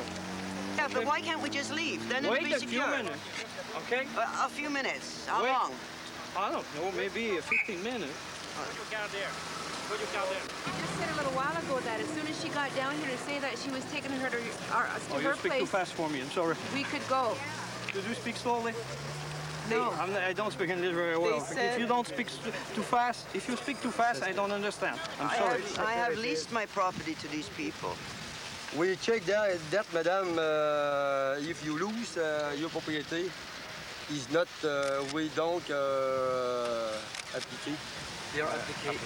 Apply that we refuse because we respect for security. Allez en ville, ce moment-là, montez à Kanehsatake et si vous voulez aller là-bas, allez à Ottawa, allez à n'importe quel endroit, c'est à vous. Et ici, c'est une zone contrôlée et ça ne passerait pas.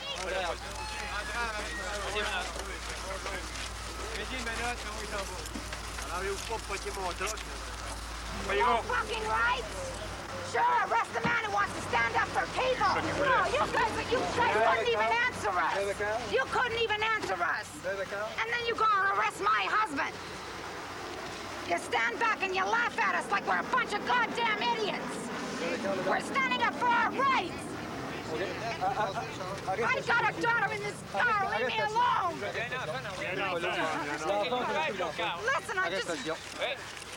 My daughter's in the car. Please leave me alone. Madame, okay, madame. That's not right. If you don't, okay, madame. Okay, madame. I'm not that strong. You don't have to twist my arm. Okay, arrest you, okay? And your kid, okay? You, okay? Okay? Let me go. Just leave me alone. J'arrête-tu dans le bas, là? En bas? My child's working with me. OK, entrave. Okay, here. Fini. Entrave. Avancez, madame. OK, side. C'est pas les clés, par exemple. Madame, your key.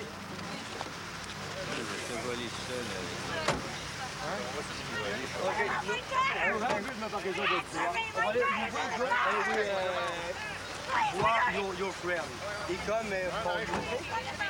No, I'm not going to be quiet. We asked to go there. You lied to us. We couldn't go there. Now we can't stay here. Now we can't go there. Where can we go? This is Canada! Canada! A free country! For everyone!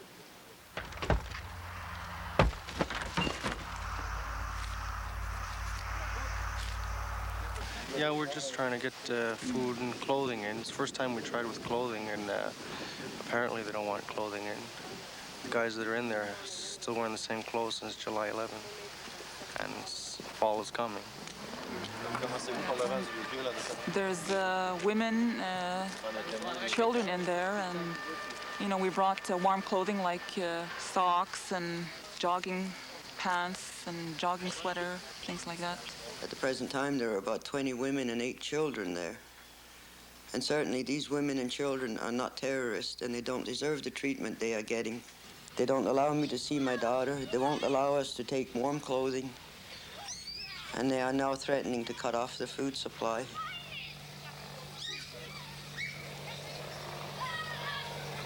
Mais des vêtements pour l'hiver, vous leur en avez pas fourni? Quand je suis concerné, il n'y a pas encore de neige, on n'est pas encore à l'hiver.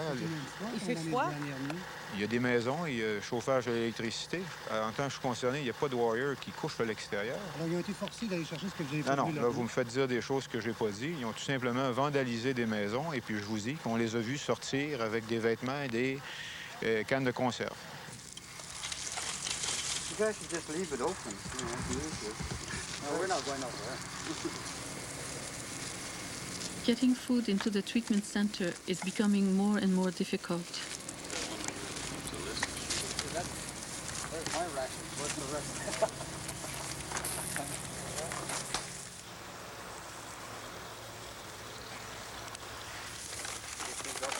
Look, the bags have been poked at. Look, they've been stabbed. Each one of the bags, the flour, the bayonet, cereal, anything that has that kind of bag has been bayonet. How do we know they didn't put nothing in it?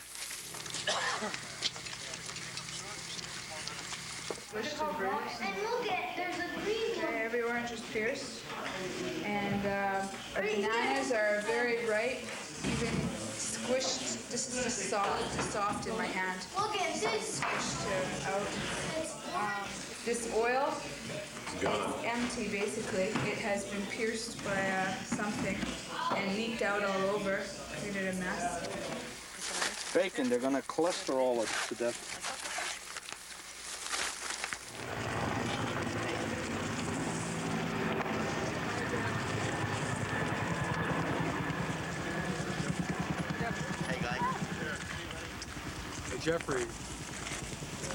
Jeffrey York of the Globe and Mail leaves the treatment center. There's only 2 reporters left for mainstream newspapers. There's no CBC reporters left. There's no broadcast reporters at all. Well, I think the thing that's the most unbelievable is that in a country like Canada, we're allowing the Army to tell us what can be published in our newspapers and what can be put on our nightly news. At a press conference, Terry Doug Stater describes the negotiators' final proposal for this engagement. Do you sense there might be a risk involved here because you're willing to lay down your gun before they... The government has just announced that the Army will be replaced by the SQ. The greatest risk right now is that should the Army pull out, SQ will move in and not be interested in seeking peace and having peace. They'd be more interested in seeing these men dead. Back in TC, behind the razor wire, the Army uses high-pressure water hoses against the warriors.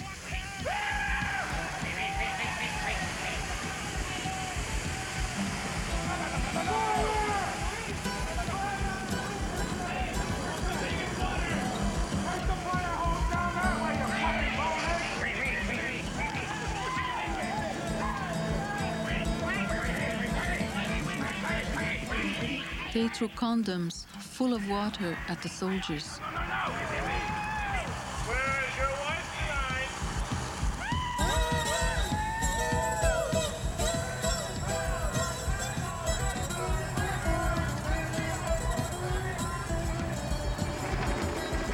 On September 26, after 78 days under siege, the people reach a consensus.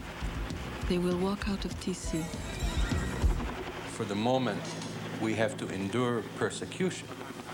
We have to endure our people being mistreated in the courts, in the jails, being beaten, being bayoneted, for now. But in the long course of history, the face of Canada will be politically, socially, economically, and spiritually changed back in favor of our people. And who knows how our great-grandchildren are going to rewrite that.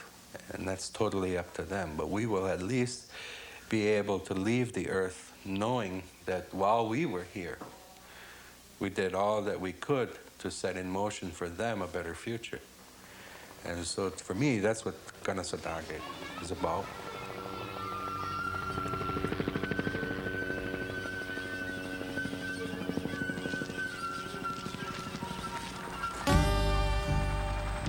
Once the anger goes, it seems like the only thing that's left is the sadness and just being tired.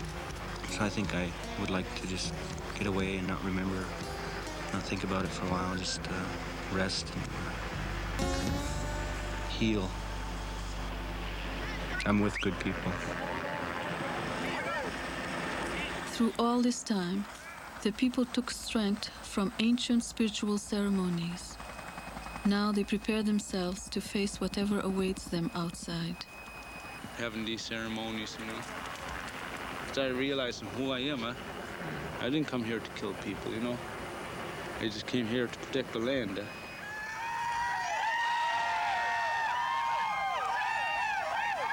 The government is going too far. We only could take so much, you know.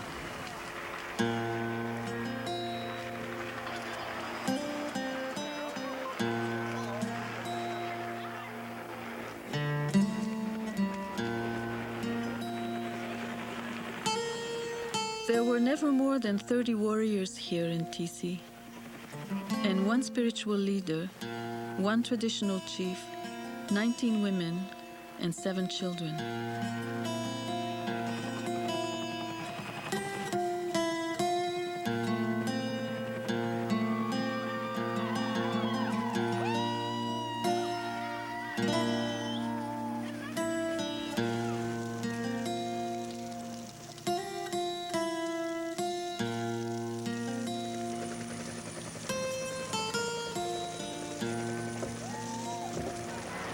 We have to think about the future generation, grandchildren, great-grandchildren. Constantly talk to them about our ancestors, you know, how hard they fought for this land. They sacrificed their lives. There's a long trail of broken promises.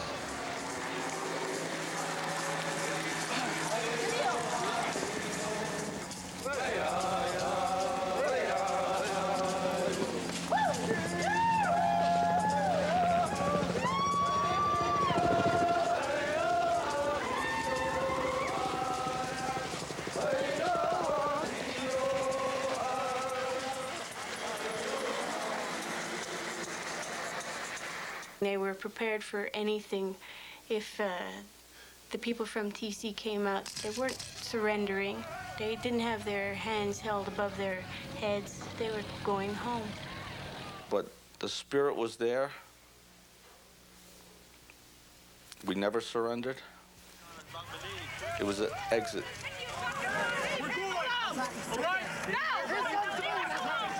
It was like being in a twilight zone. We never did the expected thing. It was always the unexpected, and they weren't ready.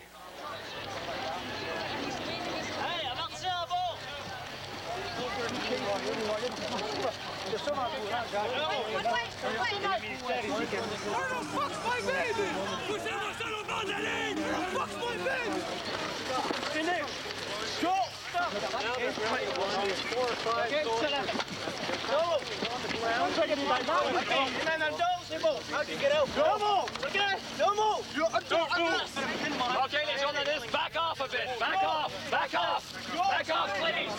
Back off.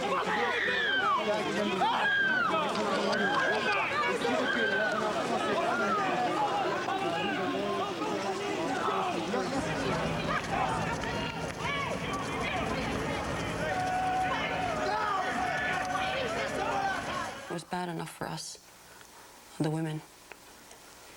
I mean, the men knew they were going to be beat up on. We all took care of each other as best we could. One twisted my arms because he was trying to break my wrist. Another guy came over, he banged my head on a roll. And they put the cuffs on me. But I would laugh and I'd say things to them. They says, oh, give up, you lost. And I says, we didn't lose. And they even made more or start struggling more. So they put more guys on, jump on top. And they see the women and kids laying all over the ditches and all that. I saw one man being dragged on the ground on his back, and he was holding on to one of the masks. And another one, he was standing up, and he wasn't doing anything to provoke the soldiers or anything, and they were poking the bayonets at him, and they were pushing him around, and they were hitting him, and he was just protecting the mask.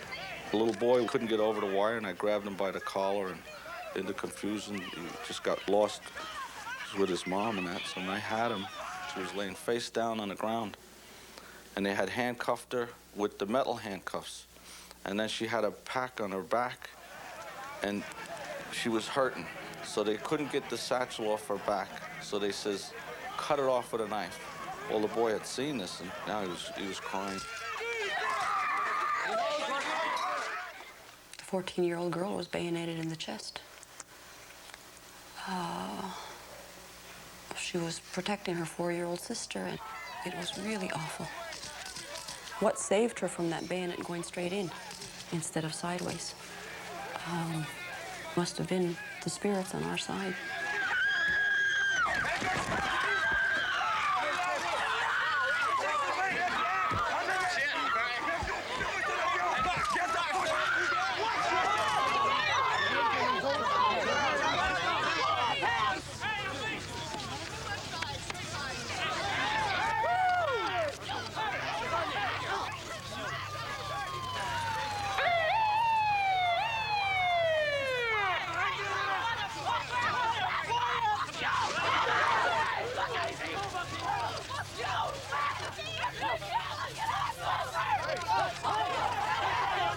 Some people reach the village in Oka, but Noriega is arrested by the SQ.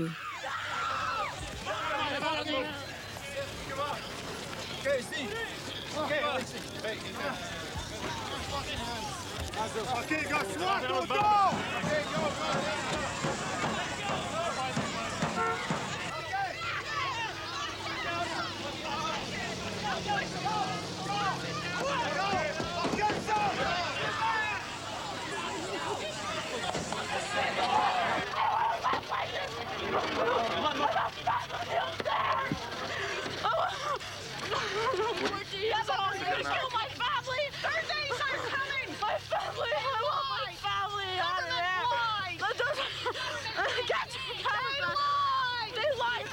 When is it gonna end? When are we gonna have our fucking rights? When are we gonna be treated like humans? Look at that. When is it gonna end? When Barasa has all our headstones lined up, that's not when it's gonna end. Their circle's not finished. It's not finished.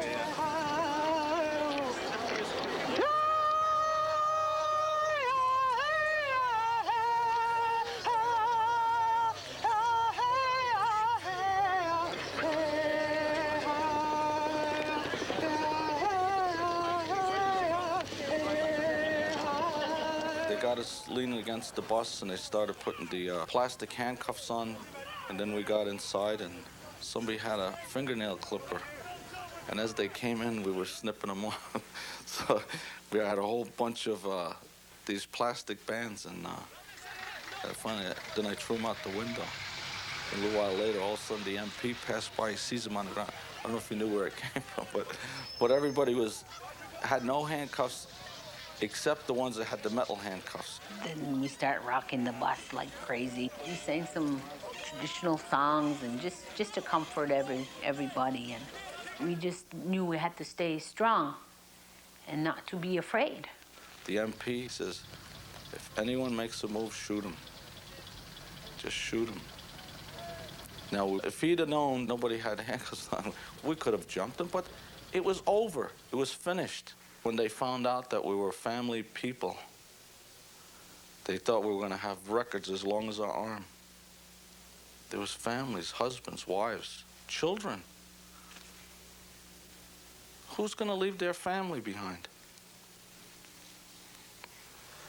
How it's going to be written in history, if I was a soldier, I'd be ashamed to say I was an Oka or Kanehsatake. Saint-Jérôme. The people are brought to the courthouse for arraignment. We were here first, and we sure the hell ain't gonna leave. Be a day in hell, this is just the beginning. It's not the end. We got children. I hope you guys put your children through this stuff you put us through. These guys jumped on my mother. My mother didn't do nothing. Because they're animals. We ought to stick you on a reservation. And take away your land. We don't ask for anything that's not ours. You came and you took. You took. Hey, guys! Do you know where he got beaten up?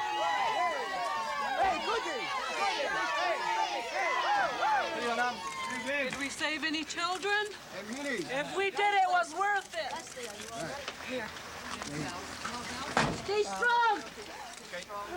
You take one arrow and break it, but when you get a whole bunch, you can't break it. And that's the people sticking together.